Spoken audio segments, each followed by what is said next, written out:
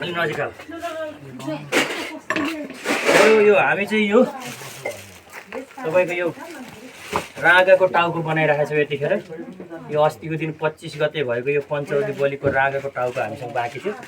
मैले यो तल्लो भाग चाहिँ तपाईँको छुट्याइसकेको अवस्था छ यतातिर।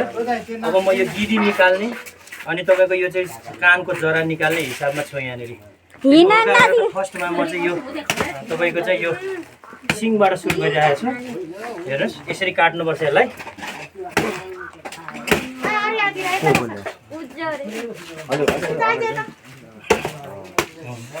यो चाहिँ पञ्चौली बलिको टाउको हाम्रो यो उसको यसलाई चाहिँ यसरी काट्ने हो।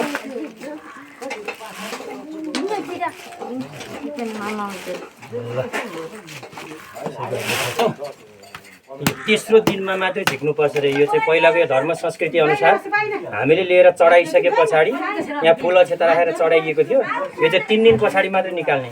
त्यो भएको कारण आज 3 दिन पुग्दो रहेछ। बिहान निकालेर यसलाई बनाएर हामीले चाहिँ यो अहिले गरिरहेको छौँ। यो टाउको चाहिँ विशेष गरेर आफ्नो दाजुभाइहरू भाइ भतिजहरू चेलीबेटीहरूलाई बोलाएर खुवाउनु पर्ने यो चाहिँ एउटा पहिलादेखिको यो चाहिँ चलन रहेछ। यहाँ त्यही मुताबिक म चाहिँ यो टाउको बनाउँदैछु अहिले।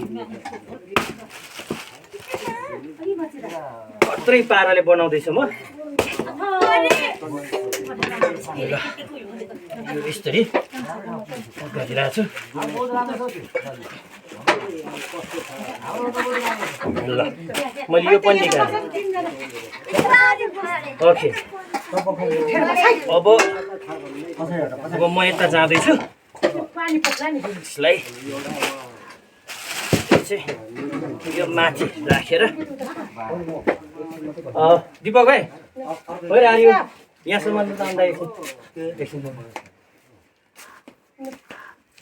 यो समयदिनु यो थुक्न मात्रै काट्नु पर्यो। अलिक हामीले यसरी काटिरहेको छौँ क्या।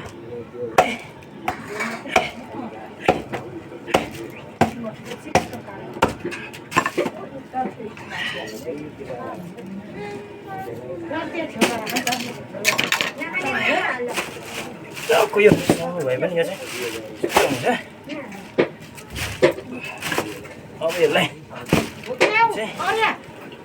यसरी यहाँ राखेर यो काट्दैछु। हेर्नुहोस् गाइस यो चाहिँ खतरै पाराले काटिरहेको छ। यहाँ गिरी आउँछ, यहाँ आँखा छ, यो जिब्रो, यो कानहरू यसरी चाहिँ बनाएर खाने हो। यसो काम गरेर यसरी हामीले हानिरहेको छौँ। यो सधैँ गर्ने काम त होइन, तै पनि कहिले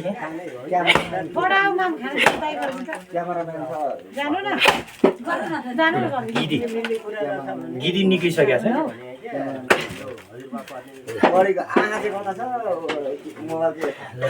यो कुनै दिन चाहिँ यो दाउरा काटेको चाहिँ वनचरोले आज यो आँगाको चाहिँ काटिरहेको अवस्था छ। हेर्नुहोस् गाइस खत्रै पाराले।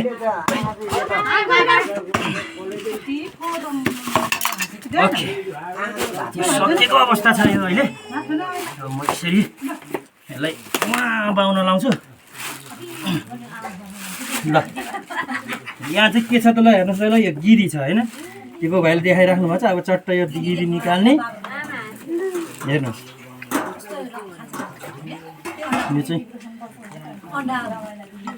यो चाहिँ अब गिरी जिब्रो प्लस गरेर चाहिँ हामीले एउटा स्पेसल बनाएर चाहिँ यहाँ 3 पानीसँग विचार बनाउने विचार छ। हो ल थ्याङ्क यू है दिदी। ल हेर्नुहोस् गाइस गाह्रै हुँदो रहेछ यो टाउको फुटाउने काम चाहिँ। अलिकति गाह्रो हुँदो रहेछ। मलाई पसिनै नै आइसक्यो।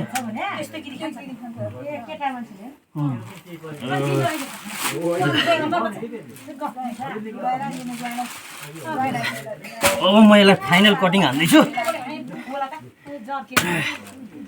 This is final cutting in this heat. The bob. Right.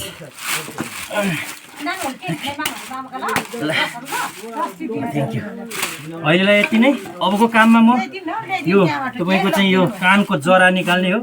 यो दुईतिरको कानको जरा निकालिसकेपछि यसलाई चाहिँ मजाले फ्राई गरेर यो दाजुभाइ आफन्तहरू बसेर चाहिँ खाने हो। ल थ्याङ्क यू अहिलेलाई।